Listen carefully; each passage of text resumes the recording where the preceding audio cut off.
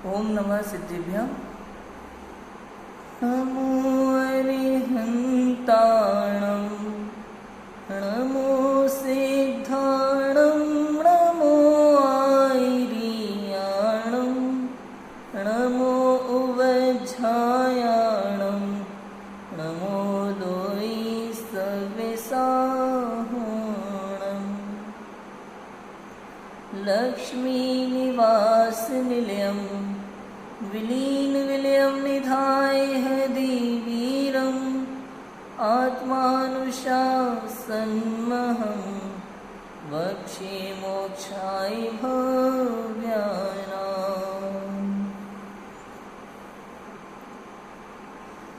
आचार्य गुणभद्र स्वामी द्वारा विरचित आत्मानुशासन ग्रंथ हमारे सामने विराजमान है। कल हमने श्लोक नंबर 96 में देखा था कि जिस तरह सर्वार्य नामक मंत्री ने कृष्ण नाम के राजा द्वारा रखी हुई निधि को बताया था, प्रदर्शित किया था, ठीक उसी प्रकार से सर्वज्ञ परमात्मा उत्कृष्ट धर्म को प्रदर्शित करते हैं। बहुत समझने की बात थी, सर्वज्ञ भगवान की उसमें प्रशंसा थी, जो हमने 96 नंबर के श्लोक में देखा। आज हमें बात करनी है श्लोक नंबर 97, यतियों का परहित के प्रति अनुराग। दिगंबर मुनिराज, वास्तव में देखा जाए तो दिगंबर मुनिराज वो हैं जिन्होंने जाना है कि संसार में रंच मात्र भी सुख नहीं, जिन्होंने इस बात का निर्णय कर लिया है, जिन्हें इस बात पर पूर्ण श्रद्धान है कि कोई भी किसी को सुखी दुखी करने में समर्थ नहीं है, किंतु फिर भी आत्म कल्याण करते हुए, निरंतर स्वहित के लिए पुरुषार्थ करते हुए भी शुभ भाव मंद कषाय का परिणाम।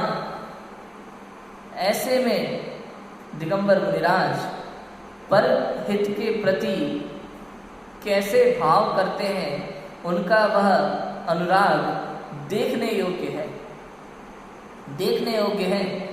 कोई जीव संसार में धंसता चला जा रहा है, फंसता चला जा रहा है। ये कीचड़ रूपी शरीर, ये शरीर नवद्वार बही घिनकारी, ऐसे इस शरीर को प्रत्यक्ष रूप से लोग दुख रूप देख रहे हैं, फिर भी उसके प्रति अनुराग करते हैं। ऐसे जीवों को देख करके दिगंबर मुनिराज के हृदय में करुणा उत्पन्न होती है और वे उन्हें समझाते हैं कि ये शरीर जिसे तू इष्ट समझता है, यही सबसे बड़ा अनिष्ट कारक है। सबसे बड़ा अनिष्ट कारक ये शरीर है तेरा, जिसे तू इष्ट समझता है। क्यों क्यों क्यों? क्योंकि ये शरीर ही है जिसके कारण से तू संसार में संबंध जोड़ता है। जितने भी कार्य तू करता है वो या तो इस शरीर के लिए करता है या फिर इस शरीर के संबंधियों के लिए करता है। अपने लिए क्या करता है बता बता, क्या करता है? अच्छा, कोई बच्चा, कोई विद्यार्थी कभी परीक्षा में पास होता है तो स्वयं के लिए मेहनत करता है? कभी नहीं। वो इतनी मेहनत इसलिए करता है ताकि मम्मी पापा उसे शाबाशी दे, ताकि मोहल्ले में वो मिठाई बांट सके, ताकि वो सोसाइटी में अपना सिर ऊपर उठा सके। हाँ, मैंने टॉप किया, देखो देखो मैंने टॉप किया। इसलिए परीक्षा में इतनी मेहनत करता है, इसलिए नहीं कि उसे कुछ मिलेगा। वो जानता है कोई फर्क नहीं पड़ने वाला, बस लोग थोड़ा लोग सोसाइटी के लोग, रिश्तेदार उनकी नजर में थोड़ा सिर उठाने लायक बनेंगे। जितना नंबर लाएंगे उतना सिर ऊंचा होगा। ये मान्यता है लोगों की, ये अहंकार है। लोग तो क्या कहते हैं, स्वयं की प्रशंसा करना अहंकार है। अपने मुंह बड़े बोल मत बोलो। मुझे ये बात इतनी ठीक नहीं लगती। अपने मुंह बड़े बोल क्या होता है? अपनी प्रशंसा वही व्यक्ति कर सकता है जो सत्य में अपने अंदर कुछ देखता है। हर कोई व्यक्ति मुंह उठा के अपनी प्रशंसा नहीं कर सकता, कर ही नहीं सकता। सोचो, 200 किलोमीटर की दौड़ अगर कोई व्यक्ति जीतता है, 200 किलोमीटर कोई दौड़ पाता है क्या? चलो 50 किलोमीटर की दौड़ यदि कोई व्यक्ति जीतता है तो क्या कोई भी व्यक्ति इस बात को ढिंडोरा पीट सकता है कि मैंने 50 किलोमीटर की दौड़ जीती है? कोई भी उठ के ढिंडोरा पीट सकता है? नहीं। कौन पीट सकता है? जो वास्तव में जीत के आया हो वही पीट सकता है। तो अहंकार किस बात का? उसमें अहंकार नहीं। तो अहंकार किसे होता है पता है? अहंकार किसे होता है? अहंकार जन्म लेता है भय से। किससे जन्म लेता है अहंकार? भय से। किस बात का भय? कि लोगों में मेरी क्या रह जाएगी, लोग क्या कहेंगे, मैं सर उठा के नहीं जी सकता। ये जो भय है ना व्यक्ति का भय, उस भय के लिए वो दुनिया भर के पाप भय भी करने को तैयार हो जाता है, कुछ भी करने को तैयार हो जाता है उस भय की पूर्ति के लिए। और उसके बाद जन्म होता है अहंकार का। दूसरे हमारी प्रशंसा नहीं करते इस बात का भय, और दूसरे हमारी प्रशंसा करें, ये है अहंकार। समझ आया?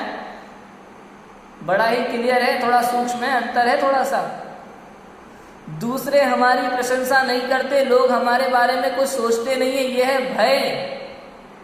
और लोग हमारे बारे में सोचें, लोग हमारी प्रशंसा करें, इसलिए जो कार्य करता है वो है अहंकार। जो स्वयं के लिए कार्य करता है वो अहंकार नहीं है, जो दूसरों के लिए कार्य करता है ना जीवन में, वो अहंकारी है। अभी तक तो सिर्फ हमने क्या सुना है? अपने मुंह बड़े बोल नहीं बोलना चाहिए, है ना, यही सुना है ना। ये कोई बड़ी बात नहीं है। दूसरों के लिए, दूसरों की नजर में अच्छा बनना, क्यों क्यों क्यों भैया? दूसरों की नजर में देखा जाए ना तो अच्छा बनना बहुत आसान है, बहुत ही आसान है। अच्छा बनना है तो अपनी नजर में बन के देखो, सबसे बड़ी बात यह है। दूसरों की नजर में अच्छा बनना कौन सी बड़ी बात है बताओ? अभी हम यहाँ पे हैं, यहाँ पे मान लो हमारे ट्रस्टी लोग आते हैं, कोई आता है, हम उनके सामने अच्छा अच्छा काम करें। हाँ, कोई भी व्यक्ति है, कोई दुकान में है, दुकान है और नौकर है, अगर कोई मालिक बाहर चला जाता है तो अपने हिसाब से काम करता है, मालिक को दिखाने के लिए अच्छा अच्छा काम करता है, ये तो लोक में देखा जाता है। तो दूसरों को दिखाने के लिए तो कोई भी अच्छा बन सकता है, उसमें क्या बड़ी बात है? तो कुछ लोग ऐसे होते हैं नित्य चिनालय नहीं जाते, किसी को कोई आया घर पे तो उसको दिखाने के लिए चले जाते हैं, और लोग उसके पीछे, अरे वाह यार बेटा बहुत अच्छा है, रोज मंदिर जाता है इसमें क्या बड़ी बात है? दूसरों की नजरों में अच्छा बनना बहुत आसान है। अच्छा बनना है तो स्वयं की नजरों में बन के दिखाओ, बहुत मुश्किल है। क्यों क्यों? जब भी कोई गलत काम करते हैं ना हम, तो भले पूरी दुनिया प्रशंसा करे तो भी हमें पता होता है कि मैं प्रशंसा के काबिल नहीं हूं। इसलिए मैं कहता हूं स्वयं की प्रशंसा महत्वपूर्ण है, अन्य पूरी दुनिया में कोई आपकी प्रशंसा करे वो महत्वपूर्ण नहीं है। और फिर दूसरे व्यक्ति को क्या पता, दूसरे व्यक्ति को क्या पता कि जिस बात के लिए वो प्रशंसा कर रहा है वो बात आप में है भी या नहीं, कि या फिर सिर्फ दिखा रहे हैं। हमें स्वयं से ज्यादा कोई नहीं जानता, कोई भी नहीं जानता। सोच लो, कौन जानता है? कोई भी नहीं जानता हमें स्वयं से ज्यादा। किंतु हम क्या करते हैं? पूरे जीवन दिखावा करते हैं, दूसरों की नजरों में ऊंचा बनना चाहते हैं, इसके लिए बड़े बड़े काम करते, कोई रुचि नहीं होती।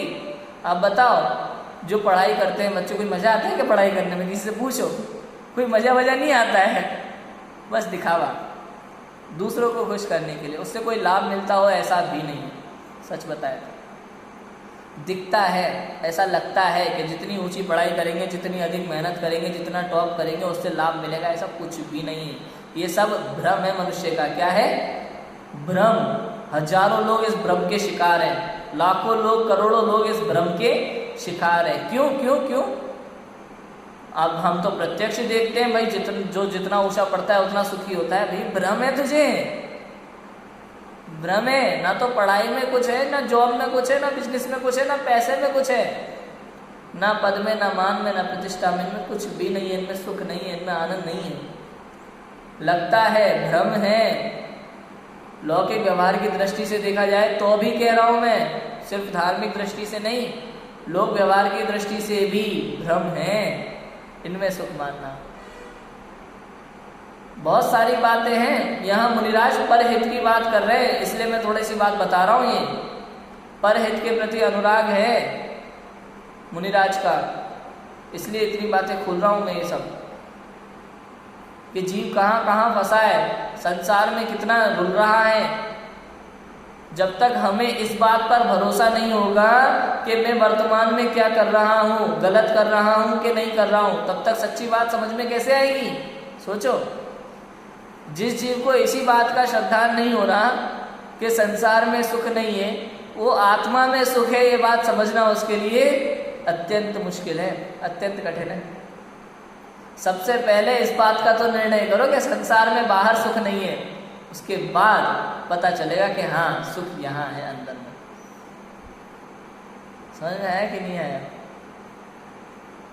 बहुत बड़ी बात है, क्योंकि अब बताते जाएं आत्मा में सुख है, आत्मा में सुख है, आत्मा में सुख है, लेकिन वो तो सुखाभास को ही सच्चा सुख समझ रहा है। पहले ये तो निर्णय हो कि जो सुखाभास है वो सुख नहीं है। बात समझ में आ रही है? कितनी क्लियर है और कितनी सरल है। सरल बात है कहने को बहुत, लेकिन बहुत चिंतन चाहिए इस बात के लिए, बहुत चिंतन चाहिए इस बात को समझने के लिए, गले उतारने के लिए। ये इसलिए कह रहा हूँ क्योंकि हम अभी भी रचे पचे हैं। इतनी बातें करते हैं ना, हम स्वाध्याय करते हैं, ज्ञान की बातें करते हैं, अध्यात्म की बातें करते हैं, किंतु जरा सोचो तो सही, 24 घंटे में 2 घंटे 4 घंटे हम अध्यात्म की बातें करते हैं, उसके बाद बाकी समय संसार की उलझनों में उलझे रहते हैं।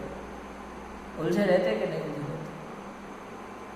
कितना उलझते हैं, कितना फंसते हैं। सोचते हैं ये भी जरूरी है, सोचते हैं ये करना चाहिए, सोचते हैं इसमें और डेवलपमेंट आना चाहिए। अरे भैया, तो पर के विषय में कितना सोचेगा, कितना सोचेगा। सुख तो स्वयं में है। ये शरीर और शरीर के सगे संबंधी, ये सब तेरे शत्रु हैं, महाशत्रु हैं। अभी कुछ दिन पहले एक श्लोक आया था आचार्य स्वामी का इसी ग्रंथ में, कि तेरे सबसे बड़े दुश्मन तेरे परिवार वाले हैं। सबसे बड़े दुश्मन तेरे कौन है? कौन है तेरे सबसे बड़े शत्रु?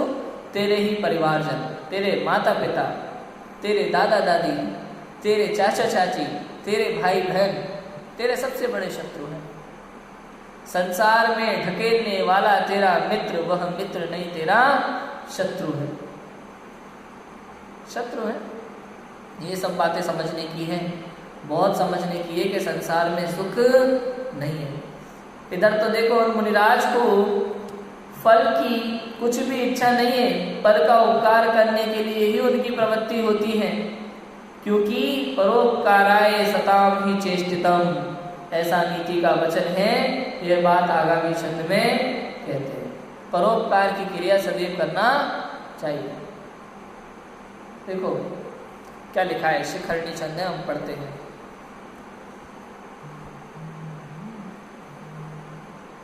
शरीरेस्मिन् सर्वा शुचिनि बहु दुःखी निवसन् व्यरंसि नो नीव प्रथयति जनः प्रीतिमधिकां इमां दृष्टवाप्यस्माभिरमयितुमेनं चयति यतिर्याताख्यानै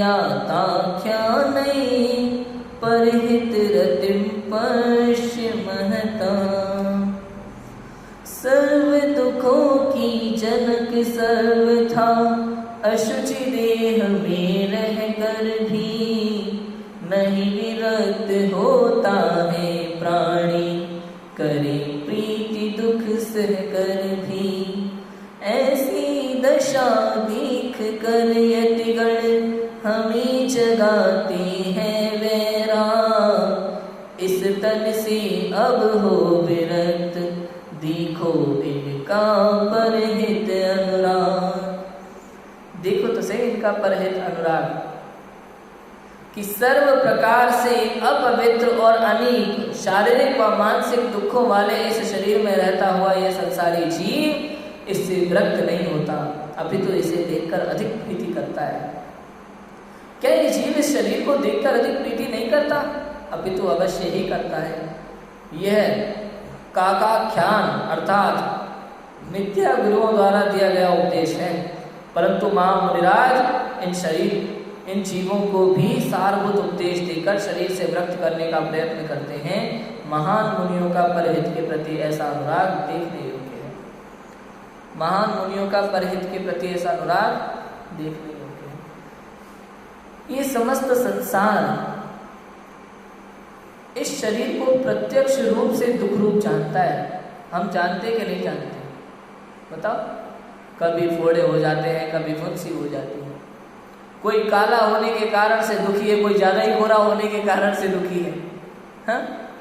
कोई लंगड़ा होने के कारण से दुखी है, कोई लूला होने के कारण से दुखी है। इस शरीर को प्रत्यक्ष रूप से दुख का कारण जानते हैं, किंतु फिर भी शरीर के प्रति अनुराग करते हैं। अरे कभी कमर दर्द हो रहा है, कभी पेट दर्द हो रहा है, कभी सिर दर्द हो रहा है, कभी आंख दर्द हो रही है, कभी क्या हो रहा है, कभी क्या हो रहा है, फिर भी इस शरीर से विरक्ति नहीं आती। सोचो सोचो, ये शरीर प्रत्यक्ष रूप में दुखदायक है। बताओ। दर्द इधर कमर में हो रहा होता है और लगता जीव को होता है कि नहीं होता? अनुभव कौन करता है, वेदन कौन करता है? मैं। क्यों क्यों? शरीर तो करता नहीं है भाई, वो तो उद्गल है, वो तो अजीब है। दर्द इधर आंख में हो रहा है, वेदन किसको हो रहा है? समझ में आ रहा है कैसे होता है ये? एक द्रव्य तो दूसरे द्रव्य का कार्य करता नहीं है भाई। उद्गल में परेशानी है तो वेदन जीव को क्यों हो रहा है? क्या शरीर उसको वेदना करा रहा है? नहीं नहीं, वास्तव में देखा जाए तो यहाँ प्रत्येक द्रव्य स्वतंत्र है, अणु अणु स्वतंत्र है, कण कण स्वतंत्र है, किंतु फिर भी जैसे इसमें लिखा ना परोपकार, ऐसे द्रव्यों में भी परोपकार होता है आपस में। क्या होता है? परोपकार होता है। तत्वार सूत्र में सूत्र है 5वें अध्याय में परोपकार का। परस्परो ग्रहो जीवानाम भी है, जिसमें एक जीव दूसरे जीव पर उपकार करता है। ऐसे ही अन्य निमित्त, अन्य द्रव्यों से भी निमित्त नैमित्तिक संबंध होता है। जैसे आप सोचो, बॉर्डर पे जो कार्य होते हैं ना, कुछ आधा कार्य इधर से होता है, आधा इधर से होता है। ऐसे ही वो कार्य संपन्न होता है। इसमें ना तो एक का कहा जाता है, किसका कहा जाता है? दोनों का थोड़ा थोड़ा कार्य होता है। समझ आया? ऐसे ही इधर होता है। यहाँ देखो, जैसे जीव के परिणाम हुए, परिणाम हुए किसके निमित्त से हुए? कि पर निमित्त से हुए। पहली बात, पर निमित्त से परिणाम हुए। अब पर द्रव्य के निमित्त से हुए, किंतु हुए किसके? मेरे। तो मेरा परिणाम किसका कहा जाएगा? मेरा कहा जाएगा कि पर का कहा जाएगा? बताओ बताओ।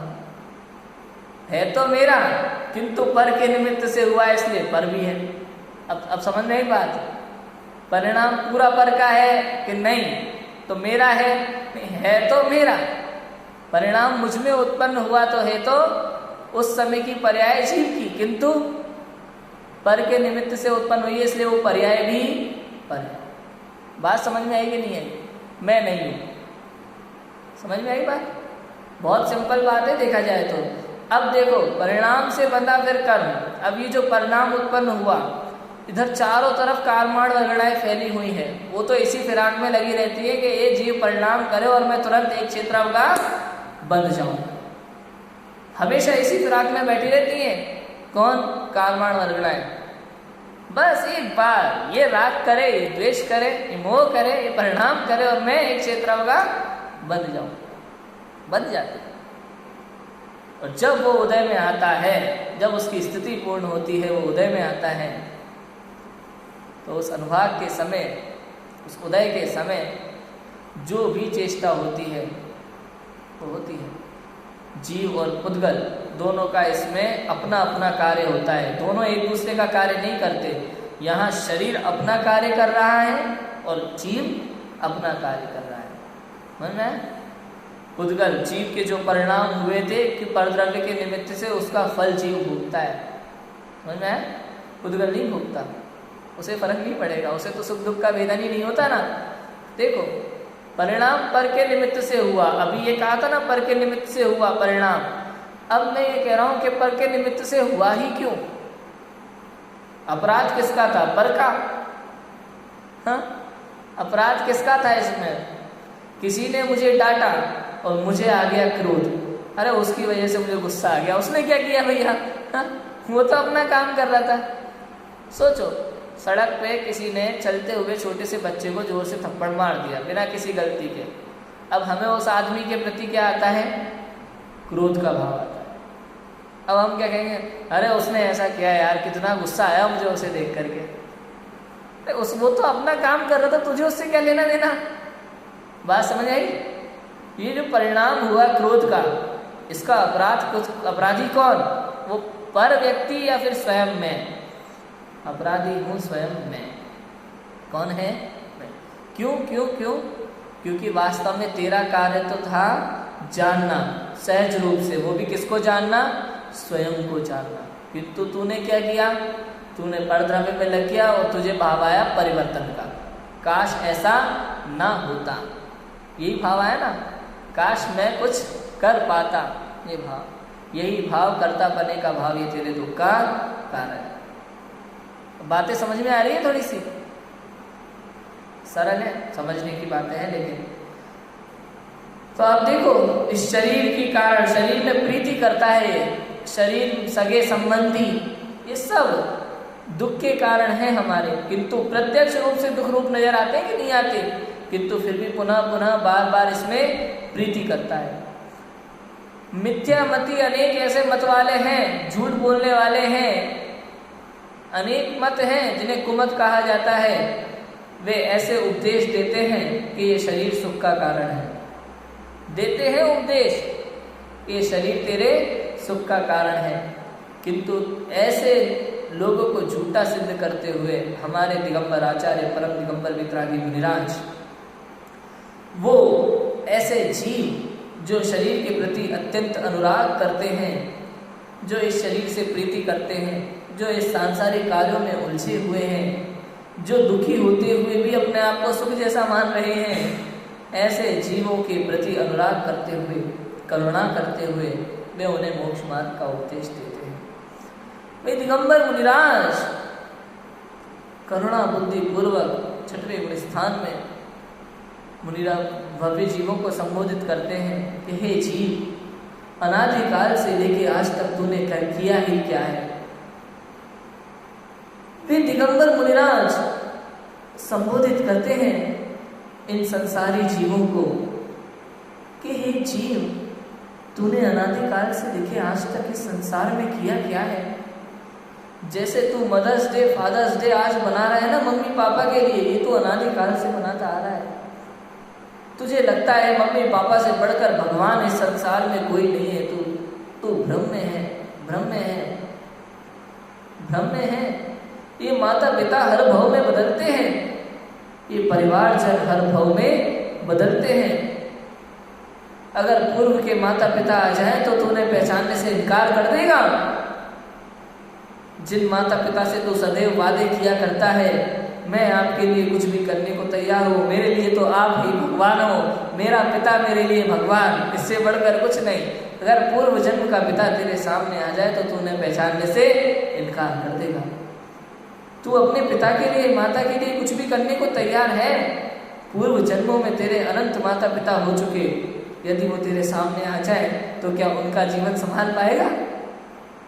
तू क्यों व्यर्थ का अहंकार करता है, व्यर्थ का कर्तापन दिमाग पर लेकर के घूमता है कि मुझे इन्होंने बड़ा किया, अब मैं इनका ध्यान रखूंगा? हद हो गई। अरे कोई किसी का ध्यान रखने में समर्थ नहीं है, कोई किसी को बड़ा छोटा करने में समर्थ नहीं। अगर आप ही मुझे बड़ा कर सकते हो तो जब मैं छोटा था तो एक जना मेरे पाँव पकड़ता, एक जना मेरे हाथ पकड़ता, दोनों बड़ा कर देते मुझे मिलकर के। समर्थ नहीं है, सामर्थ्य नहीं है भैया। मुझे बड़ा करने के लिए आपको इतना इंतजार क्यों करना पड़ा? मेहनत करना, खिलाना पिलाना, एक एक चीज का ध्यान रखना, ये सब क्या है?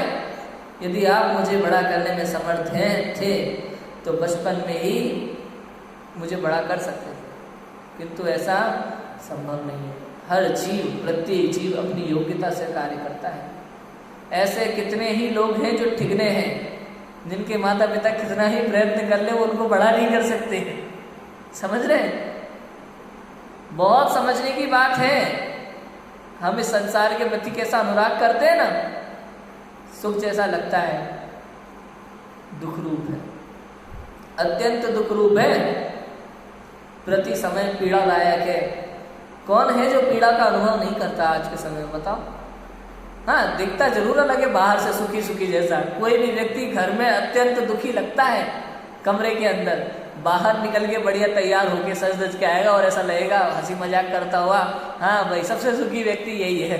उन लोगों को भ्रम हो जाता है, हाँ ये सुखी है। स्टेज पे खड़ा हुआ 10 मिनट जब कोई नेता बोलता है, सबको लगता है हाँ इनकी चलती है। अरे उनसे पूछो, पार्लियामेंट में उन्हीं के लोग उन्हीं को गालियां देते हैं, समझ है? आपको लगता होगा फिल्म में देख करके कि हीरोज ये सुखी जीवन जीते हैं, इनका जीवन आदर्श बनाने लायक है। आप उनसे पूछो, उन्हीं के आसपास के लोग उन्हीं को खाने को दौड़ते हैं। सबसे ज़्यादा खतरा तो गैंगस्टर्स को होता है। पता है गैंगस्टर्स में सबसे ज़्यादा खतरा किससे होता है उन्हें? पता है? अपने खास आदमी से। समझ आया?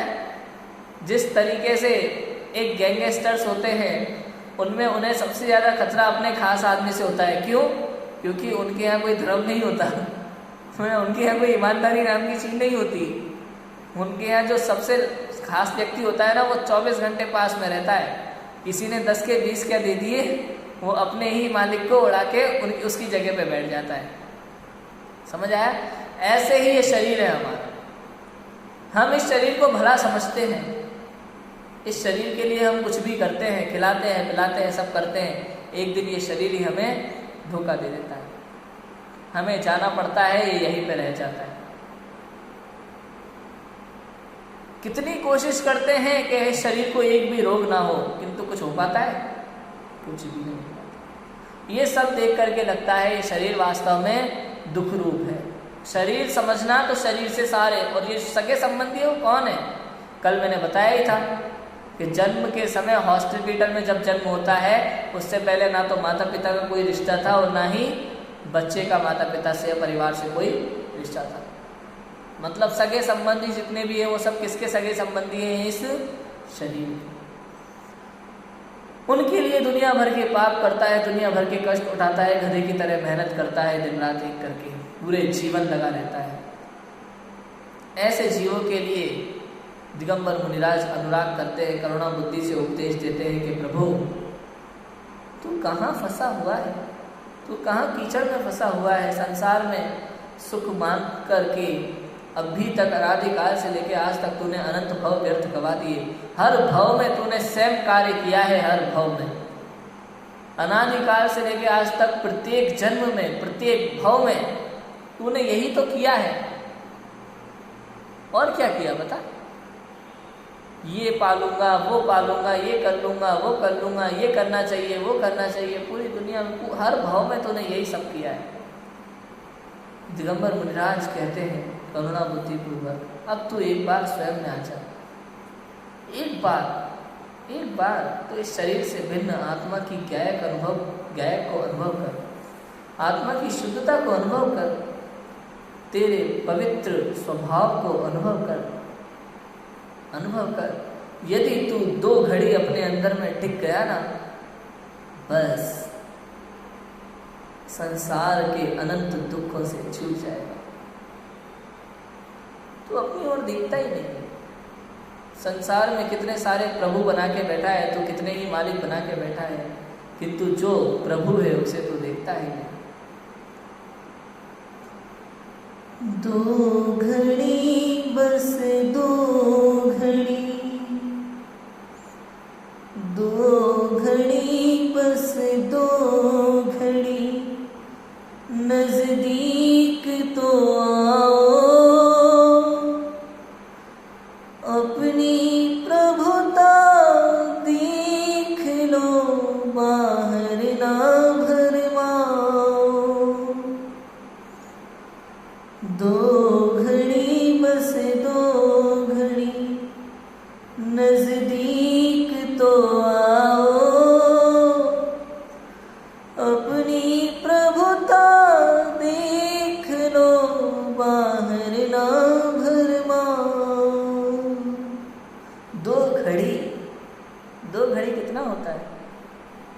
होता है? 48 मिनट, 48 मिनट, ओनली 48 मिनट। निर्विकल्प अनुभव कर लो, केवल ज्ञान प्रकट हो जाएगा। नियम है, नियम है। जो जीव 48 मिनट तक निर्विकल्प अनुभव करे, बिना रुके 48 मिनट तक पूर्ण निर्विकल्प अनुभव, तो निश्चित रूप से उसे केवल ज्ञान प्रकट हो जाता है, केवल ज्ञान हो जाएगा। इसलिए कहा शरीर से अनुराग छोड़, शरीर से प्रीति छोड़, शरीर से ममत्व छोड़। शरीर कहा तो शरीर के से सभी लगा लेना बाहर के, समस्त 9 कर्म आ गया।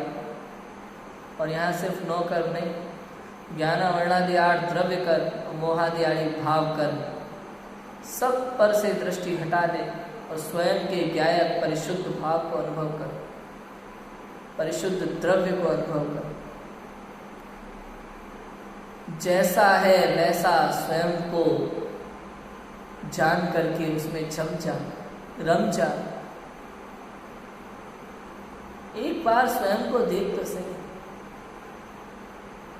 जो तू बाहर देखना चाहता है वो तो तेरे ज्ञान में स्वयं झलकेगा, तो एक बार स्वयं को देख तो सही। हम अटक जाते हैं, भटक जाते हैं, इधर उधर देखने लगते हैं। कितनी ही बार हमने शास्त्र पढ़े, कितनी ही बार वाणी सुनी, किंतु आज तक स्वयं का अनुभव नहीं किया। आज वो समय है जब हम संसार से पार हो सकते हैं। वो क्षण यही है, यही वो क्षण है। ये मत सोचो आज नहीं कल तो कल, कल नहीं तो परसों। वो क्षण यही है, आज नहीं तो कभी नहीं। ये सोच करके कार्य करो, आज नहीं तो कभी नहीं। यही समय है, यही अवस्था उचित है, यही समय उचित है। किस लिए? आत्म कल्याण के लिए। प्रति समय ऐसा विचार करो, यही वो समय है जो मेरे लिए, इस कार्य के लिए उचित है। ऐसा विचार करके कार्य करो। हम सभी जीव अपनी आत्मा का कल्याण करें और सिद्ध अवस्था को प्राप्त करें। इसी मंगल भावना से अभी की बात को विराम देते हैं। भावार्थ है हम कल पढ़ेंगे। ओम नमः सिद्ध।